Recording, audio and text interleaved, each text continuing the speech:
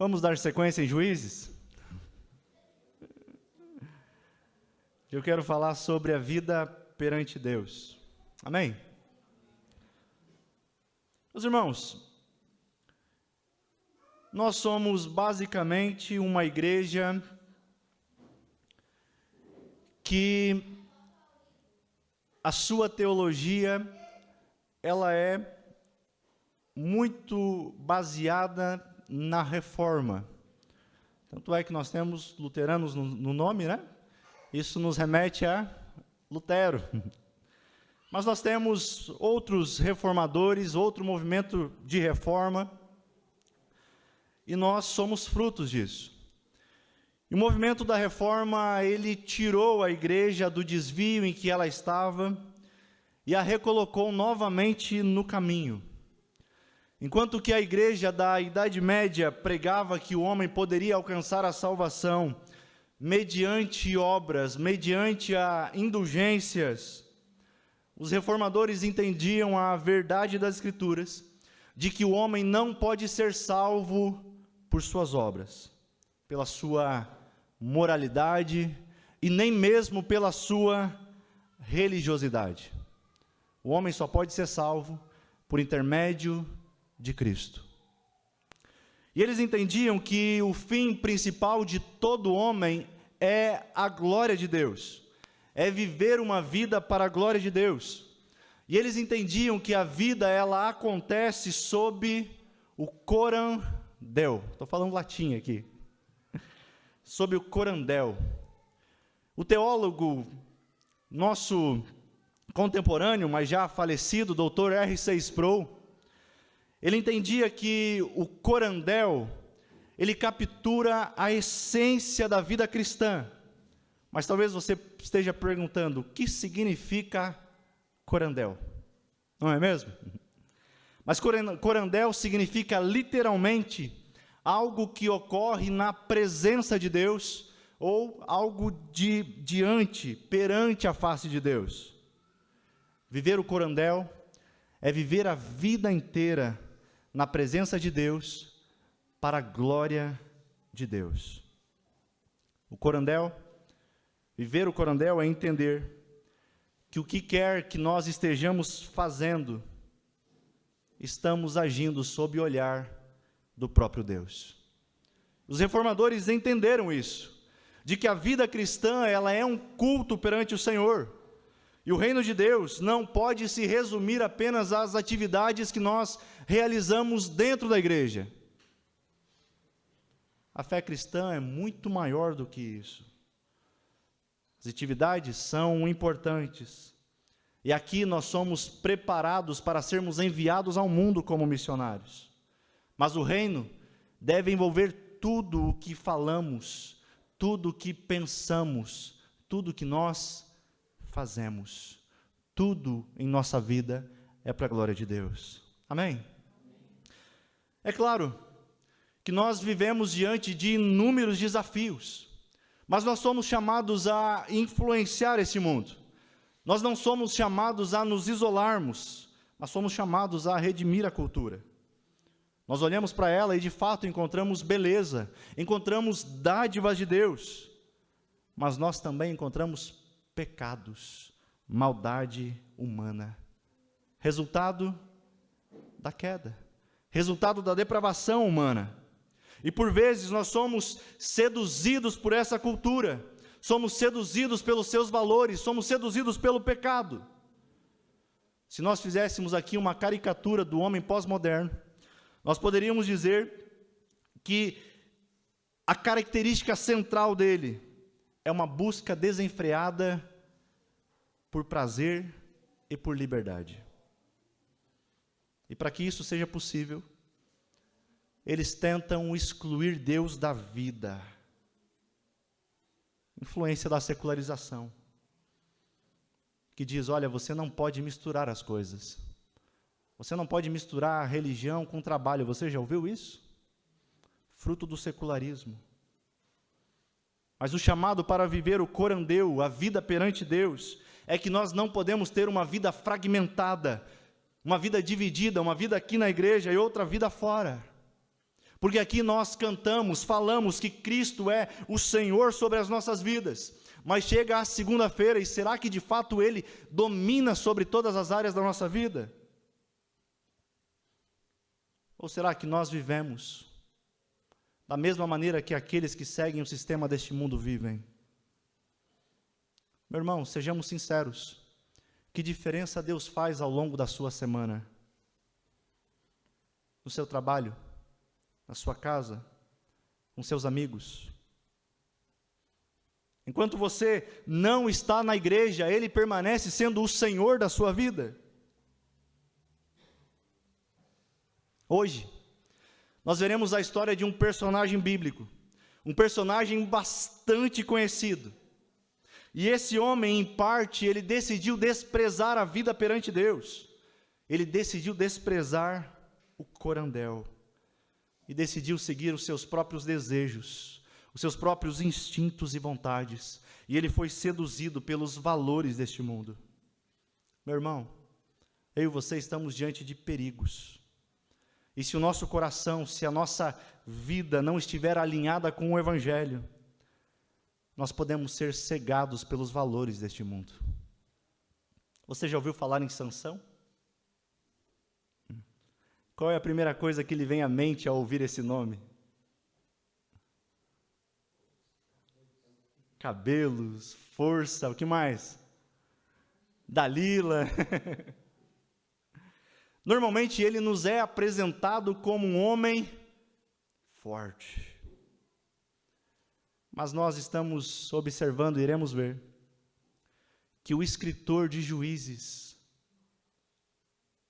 faz questão de mostrar as fraquezas de Sansão, de mostrar os seus fracassos, os seus pecados. Mas sabe, o que mais a gente vê? É que mesmo em meio a tudo isso, Deus não desiste do seu povo. Isso é maravilhoso, não é mesmo? Vamos olhar essa noite o capítulo 13 e o capítulo 14 de Juízes. Nos ciclos anteriores, nós vimos a história de Jefté. Vocês lembram? Do voto insensato que ele fez? E após ele, o texto do capítulo anterior passa rapidamente por 3 juízes, que quase nós não temos muitas informações sobre quem eles são. Ibsa, coisa assim. Ibsa, Elon e Abdon. E o que acontece? O tempo passa, eles morrem, e o que Israel vai fazer quando tem um tempo livre? Se afundar em idolatria. A gente está cansado de ver isso, né? E no capítulo 13, que é o capítulo que nós veremos hoje, no primeiro versículo nós vemos que o povo de Deus faz exatamente aquele ciclo repetido. Faz o que era mal aos olhos do Senhor. Pergunta aos irmãos, alguma novidade aqui? Nenhuma, né? Desde o capítulo 3 nós estamos vendo esse ciclo repetidamente. E por isso o Senhor os entrega a eles nas mãos agora dos filisteus. E eles são oprimidos por 40 anos. É muito tempo. É mais do que a minha idade. Sansão, não dá para revelar, né? Não, brincadeira. Sansão é o último juiz do livro. E é interessante como o seu nascimento é anunciado. Se você observar, o seu nascimento se assemelha com o de quem? Cristo. O povo necessita de um libertador. E agora Sansão é anunciado. Ei, está vindo aí o libertador. Versículos 2 e 3. Naqueles dias, um homem chamado Manoá, da tribo de Dan, vivia na cidade de Zorá. Sua esposa era estéril, e eles não tinham filhos. Preste atenção. O anjo do Senhor apareceu à esposa de Manoá e disse: embora você não tenha conseguido ter filhos até agora, ficará grávida e dará à luz um filho. O anjo, ele anuncia a chegada de Sansão. e entrega à mãe de Sansão a missão que ele terá. E qual será a missão de Sansão? Versículo 5. Livrar os israelitas das mãos dos filisteus. Em parte, ele faz isso. Veremos isso.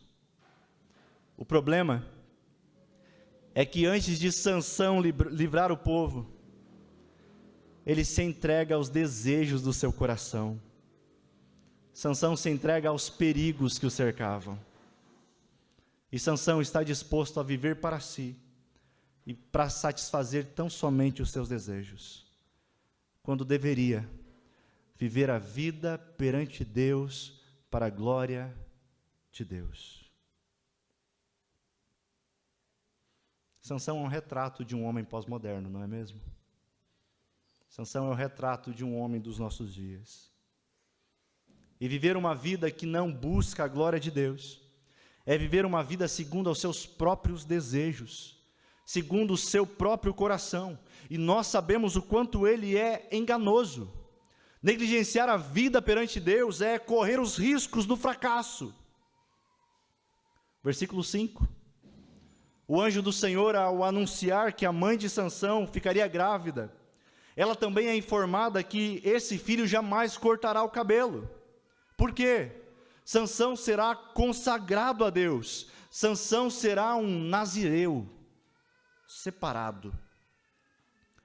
Para ser nazireu, existiam pelo menos 3 exigências. Não está na projeção, mas você pode observar isso em casa, que você vai encontrá-las em Números, capítulo de número 6. As exigências para ser um nazireu. E quais são? Não poderia cortar o cabelo, a fim de ficar visível a sua dedicação e consagração ao Senhor. Segundo, não poderia tomar bebida fermentada, nem qualquer outro alimento da videira, ou alimento impuro. E terceiro, ele não poderia tocar em nenhum cadáver, para mostrar que ele vivia uma vida pura. Apenas isso. 3 coisas ele não poderia fazer. Assim então viveria Sansão. Nós não vamos nos deter muito no capítulo 13, mas a gente vai pular alguns versículos e fazendo algumas aplicações, tá bem? Versículos 24 e 25 do capítulo 13, nós vemos que enquanto Sansão crescia, o Senhor o abençoava. E o Espírito do Senhor começou a agir nele. Se você observar com mais calma, depois disso na sua casa, você verá que o capítulo 13, o autor está preparando o leitor para a chegada de um libertador. Um libertador extraordinário, poderoso. No capítulo 13 nós temos essa anunciação. E esse libertador nasce. E o Senhor vai o abençoando enquanto ele cresce. Desde muito cedo o Espírito do Senhor começa a agir nele. Olhamos para Sansão e pensamos, que futuro promissor, não é mesmo? Que futuro desse moço. Mas aí vem o capítulo 14. Nesse capítulo, Sansão parece que ele esqueceu que a sua vida era consagrada ao Senhor. Então, nos próximos versículos, nós veremos o desprezo pela vigilância, pela santidade de Sansão. Eu gostaria de ir narrando a história e você vai acompanhando em sua Bíblia e também na projeção, e a gente vai tirando algumas lições, tá bem? Primeira lição que nós aprendemos com a vida de Sansão é que se nós desejamos viver para a glória de Deus, nós devemos tomar cuidado em nossos relacionamentos. Por quê? Vamos à história de Sansão? Nos primeiros 3 versículos do capítulo 14, Sansão vai até uma cidade chamada Tímina. É uma cidade filisteia. E lá Sansão vê uma moça. E ele se apaixona por ela. E quando ele retorna para sua casa, ele diz aos seus pais, olha, eu vi uma moça filisteia em Tímina. Quero me casar com ela. consigam aquela moça para mim. Qual é a reação dos seus pais? Os seus pais se opõem a Sansão e dizem a ele: filho, será que não tem nenhuma moça em nossa tribo, ou entre o nosso povo, com quem você possa se casar? Por que você tem que procurar esposa entre os filisteus pagãos? Talvez na sua versão você verá: por que você tem que procurar entre os incircuncisos? Os pais de Sansão estão dizendo a ele: cuidado, meu filho, isso é jugo desigual. O problema de Sansão se casar com essa moça é que ela não carrega no coração o Deus da aliança. Ela não tem a mesma aliança com Deus que Sansão. Sansão, essa moça não tem o mesmo Deus que você. Mas Sansão lembra da sua missão? Ele obedece os seus pais? Como que Sansão responde? Consiga essa moça para mim, é ela que eu quero. Qual o problema disso? O que tem a ver com uma vida diante de Deus é que Sansão será tentado a abandonar o seu Deus e adorar os falsos deuses da sua esposa. Mas ele não ouve o conselho dos pais. Sansão está dominado pelos seus olhos, pelos seus sentidos. Ele não está preocupado no relacionamento dele com Deus. Ele está simplesmente apaixonado por essa moça. E ele vai mergulhar nesse relacionamento. Ele se entrega aos desejos do seu coração, e isso vai dominá-lo por toda a vida. Temos poucos jovens, e muitos nem estão em fase de querer saber de namorado, né? Namorar. Mas eu já quero, se possível, dar um conselho a vocês, para quando um dia, daqui a uns bons anos, vocês possam lembrar isso. Se o seu desejo é viver uma vida que glorifique a Deus, você precisará ter critérios bíblicos para quando for escolher o seu futuro esposo ou esposa. Cuidado. Não escolha quem irá passar o resto da vida com você, baseado somente em ele é bonitinho, ela é bonita, fulano faz faculdade X, tem futuro. Não. Cuidado com os seus critérios. Pode ser uma armadilha contra você. Não seja dominado pelos seus sentidos, mas seja guiado pelo Espírito de Deus. Olhe para além da beleza. Se pergunte: será que o fulano, a fulana, ama mais a Deus do que ama a mim? Será que ele ama o Senhor acima de todas as coisas? E aí você pode pensar, quem sabe. Ok? A história de Sansão deve nos fazer lembrar do compromisso que nós temos com Deus. Ei, não seja dominado pelos seus sentidos. Não seja dominado pelo seu coração, porque ele é enganoso.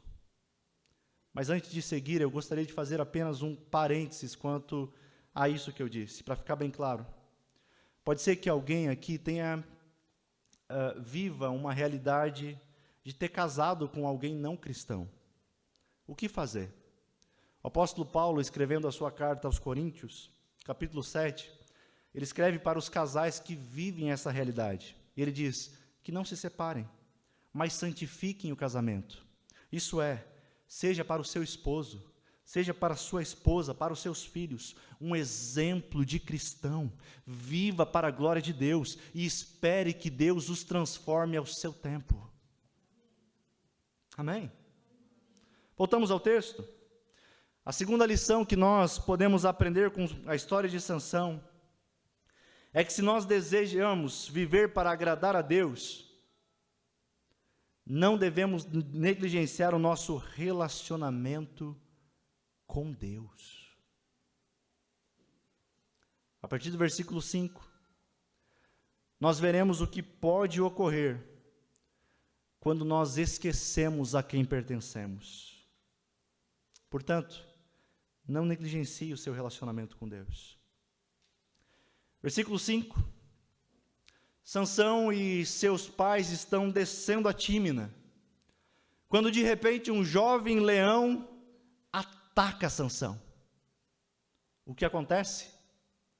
Versículo 6. Naquele momento o Espírito do Senhor veio sobre Sansão, com tamanho poder que ele rasgou o animal pelas mandíbulas, usando as próprias mãos, com a mesma facilidade que se despedaça um cabrito. Sansão conseguiria com as suas próprias forças? O Espírito do Senhor veio sobre Sansão. Mas espera, vocês lembram que eu falei que Sansão era nazireu? E, portanto, tinha algumas exigências do que ele não poderia fazer? E uma delas, qual era?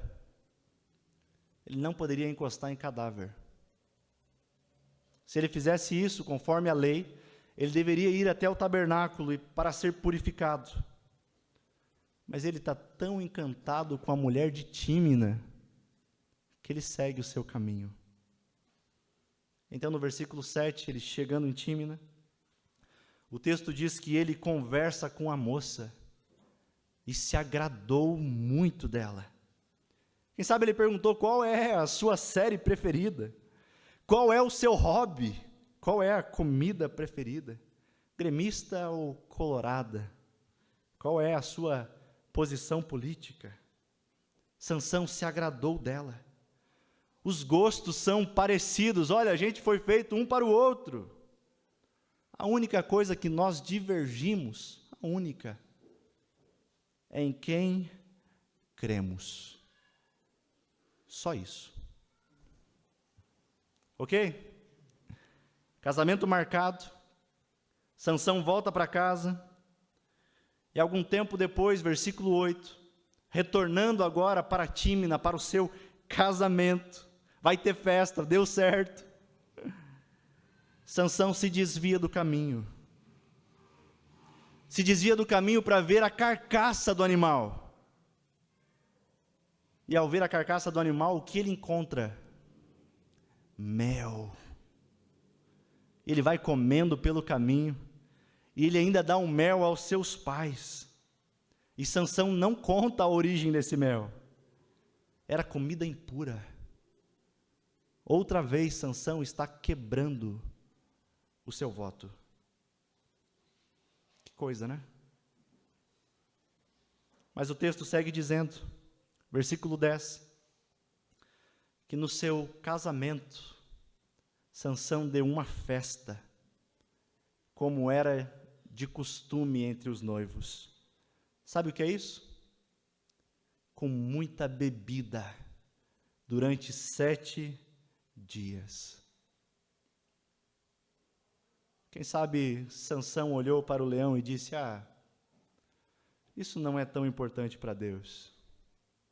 Quem sabe ele pegou um mel e pensou, Deus não vai se importar com isso. Na festa do seu casamento, Deus, é o meu casamento, abre aí só uma exceção, né? Onde está o problema nisso tudo? Meus irmãos, o problema não está no leão, o problema não está no mel, e o problema também não está no vinho. Essas exigências eram apenas para o nazireu. Nem todo israelita era nazireu, nem todo israelita precisava cumprir essas exigências. Mas então, onde está o problema? O problema está no coração de Sansão, que desprezou o seu Deus para desfrutar de coisas que para ele eram proibidas.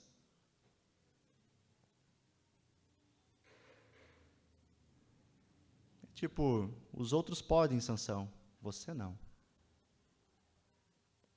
Mas Sansão vai até o fim para satisfazer as suas vontades. Por vezes não nos parecemos com Sansão? Tentamos amenizar situações de pecado em nossas vidas. escondemos algumas coisas, pensamos, isso não é tão importante para Deus. Por que fazemos isso? Porque pensamos, eu pertenço ao Senhor, eu vou aos cultos, eu nasci, cresci na igreja, eu conheço a palavra, mas negligenciamos constantemente o nosso relacionamento com Deus e subestimamos o pecado. Se a partir disso eu posso lhe dar 2 conselhos, normalmente, esse conselho é bom, não se dá, se vende, mas me permita, por favor, há 2 conselhos a partir dessa lição. Primeiro, não negocie o seu tempo com Deus.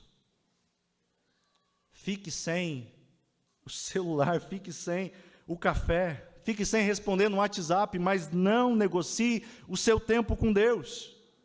Eu sei que a vida ela é de fato uma correria, é trabalho, é estudo, é entregar projetos, é tempo com os amigos, e tudo isso é muito bom, é maravilhoso, mas não seja engolido pelas suas atividades.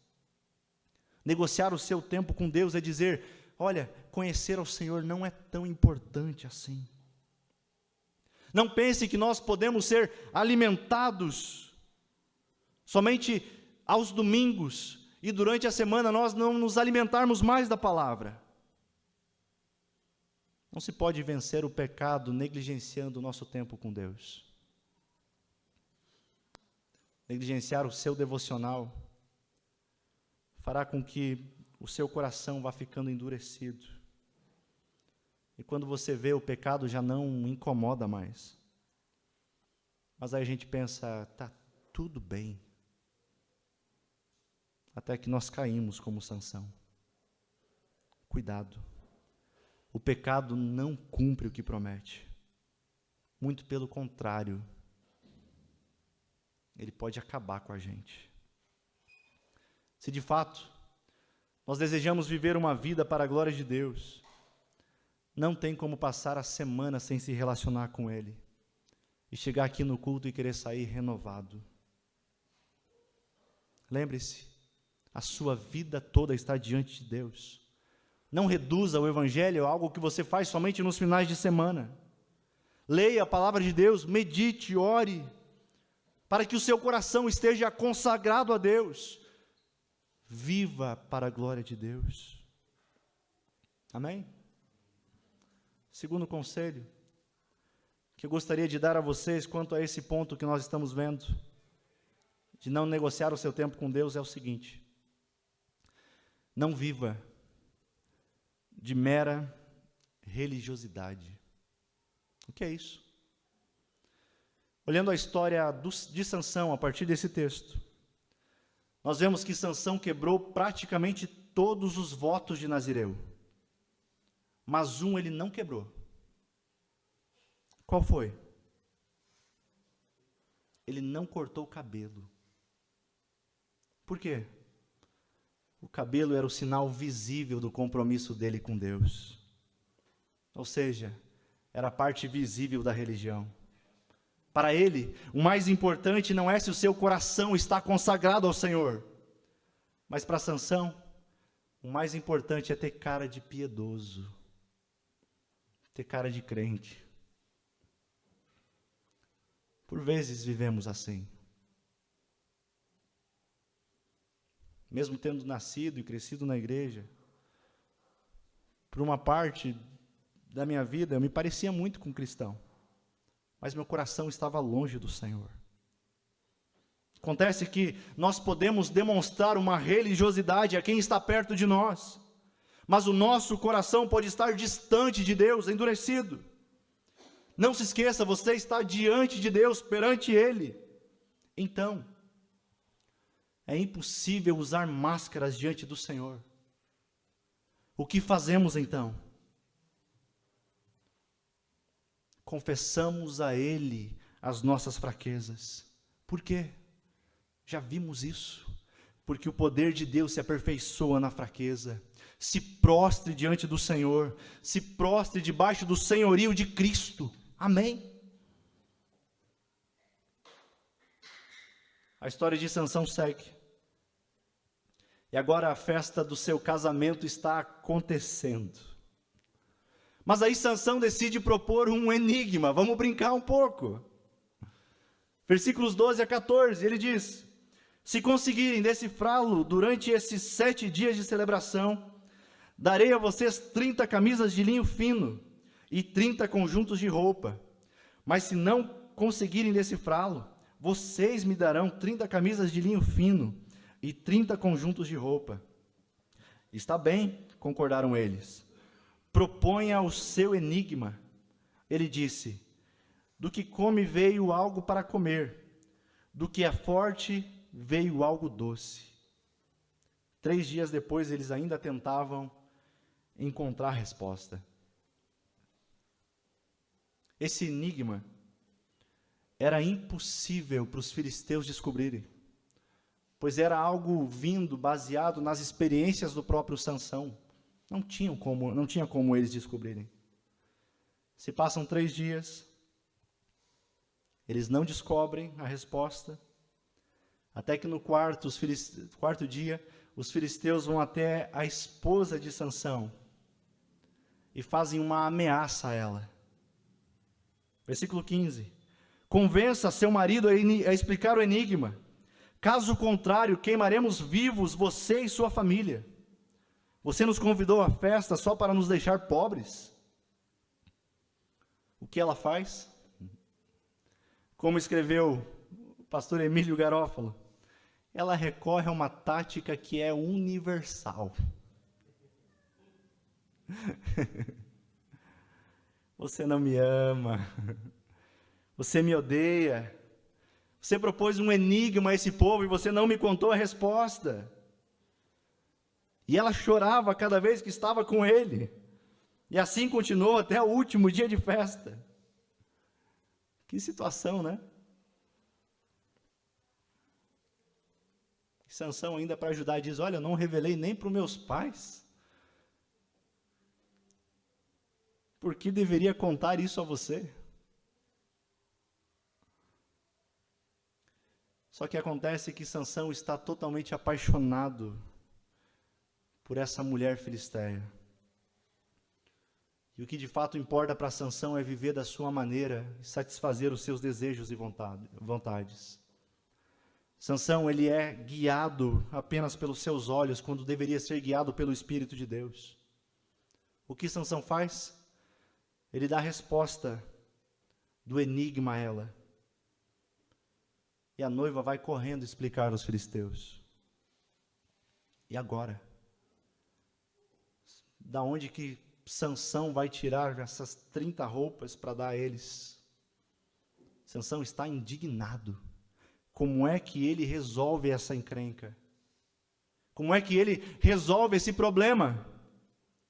Versículo 19. Então o Espírito do Senhor veio com poder sobre Sansão. Outra vez, né? O Espírito do Senhor veio com poder sobre Sansão. E ele desceu à cidade de Ascalon, matou 30 homens, tomou seus pertences e deu as roupas deles aos homens que haviam resolvido o enigma. Não sei se você percebeu, mas Sansão não tinha percebido que em tudo isso Deus estava trabalhando. Lembram do versículo 6? Como que Sansão consegue matar um leão? O Espírito do Senhor veio sobre Sansão. Como ele consegue derrotar agora os 30 filisteus? O Espírito do Senhor veio sobre Sansão. O pastor Tim Keller, faço aqui citação e, infelizmente, ele faleceu nessa sexta-feira, uma grande referência para a igreja dos nossos dias. Se você tiver a oportunidade de ler algo que ele escreveu, por favor, faça, é maravilhoso. Alguém centrado, bíblico e com uma profundidade teológica imensa. Apenas esse parênteses. E ele, em seu livro aos Juízes, ele escreve que no dia do casamento de Sansão, Deus começa a salvar o seu povo e já livrá-los dos ídolos. Sansão, ele fica furioso com a situação. E o que ele decide fazer? Quer saber de uma coisa? Eu vou morar com os meus pais de volta. Eu vou para a casa dos meus pais. Ok, Sansão. Não vai ter casamento. Mas aí a família da noiva decide dar a noiva como esposa a um outro rapaz que estava na cerimônia. A família não aceitaria essa desonra. Na próxima semana a gente verá onde isso vai chegar. Meus irmãos, Sansão é um exemplo claro de quem por boa parte da vida desprezou a vida perante Deus e decidiu seguir os seus próprios instintos, os seus próprios desejos. E qual é o resultado disso? Fracasso, frustrações, tristezas. Nos parecemos sim com Sansão. Constantemente esquecemos da vida diante de Deus. E ao invés de vivermos para a glória dele, nós queremos viver apenas para satisfazer os nossos desejos e prazeres. Sansão é alguém que desprezou uma vida consagrada ao Senhor. Como isso é triste. Do seu começo tão promissor, ele decide se entregar aos seus desejos. Mas em meio a tudo isso, nós vemos o Evangelho nisso. Como assim? Nós vemos que Deus não desiste do seu povo. Mesmo sendo tão inconstantes, Deus não muda e não deixa de amar o seu povo.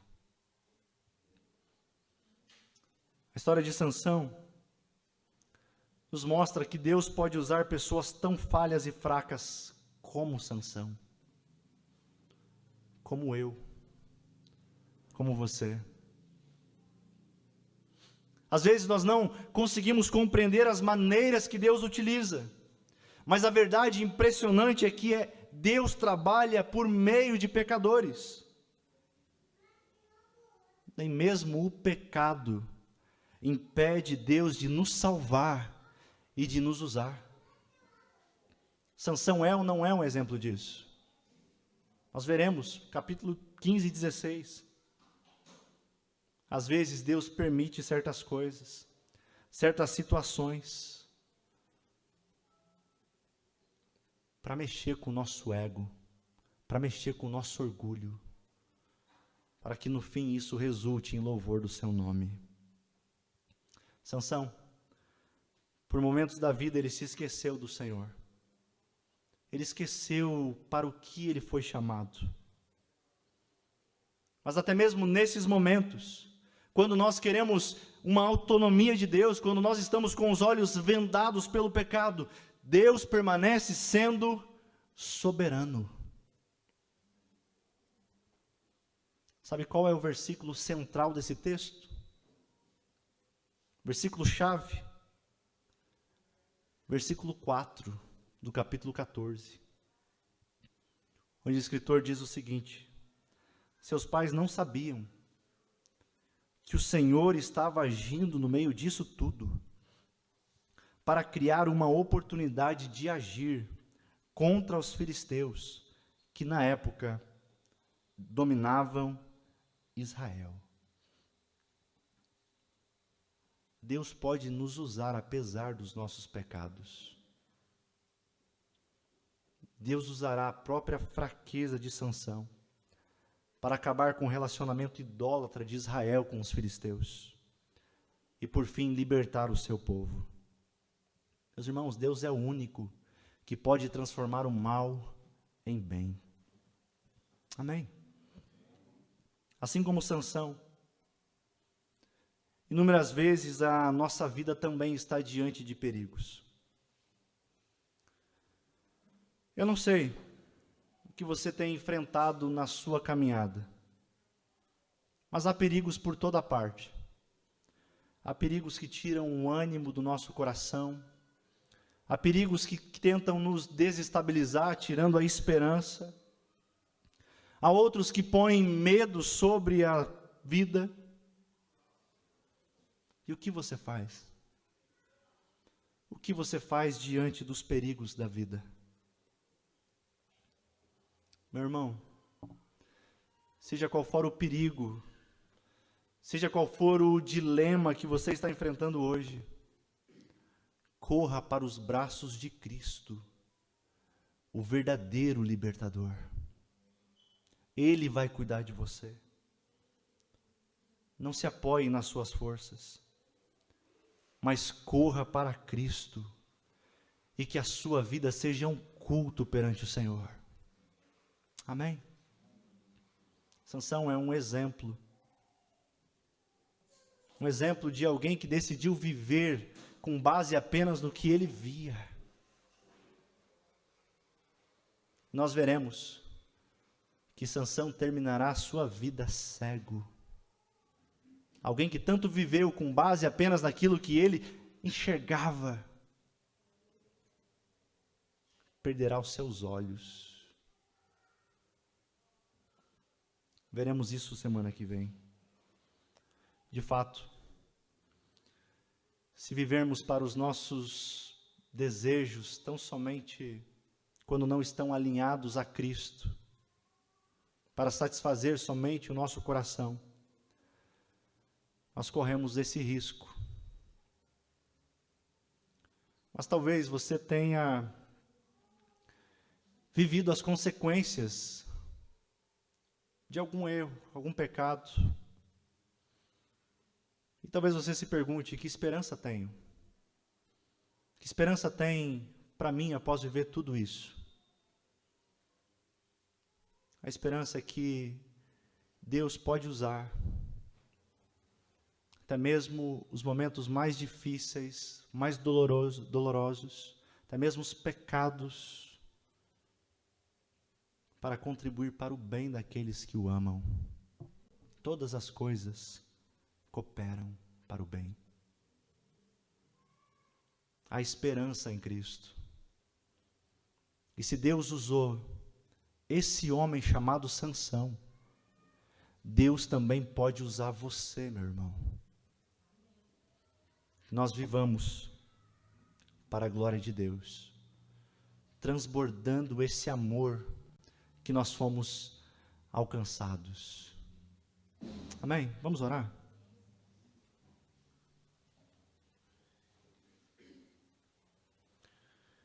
Obrigado, Senhor.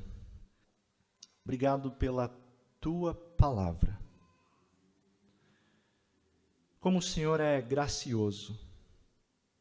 Assim como Sansão, muitas vezes nós queremos viver apenas a partir dos nossos instintos e desejos. Mas transforma o nosso coração, alinha ele à Tua vontade. Mesmo sendo tão pecadores, tão falhos como somos, nós encontramos em Ti descanso, nós encontramos em Ti esperança, encontramos em Ti abrigo, pois é o Senhor quem nos acolhe. Mesmo sendo tão infiéis, tão inconstantes, o Senhor não passa por sombra alguma de variação. O Senhor não muda. E o Senhor é gracioso. E o Senhor sempre vence. Nos ensina, nos mostra, Pai, áreas da nossa vida onde temos sido dominados apenas pelos nossos desejos, mas que em tudo o Senhor possa ser, de fato, Senhor sobre todas as áreas. É o que nós te pedimos, em nome do Teu Filho amado Jesus. Amém. Bem, meus irmãos, podemos louvar ao Senhor mais uma vez? Louvando a Ele, agradecendo a Ele por tamanha bondade e graça. E eu convido você, mais uma vez, se possível, fique de pé para cantarmos essa canção.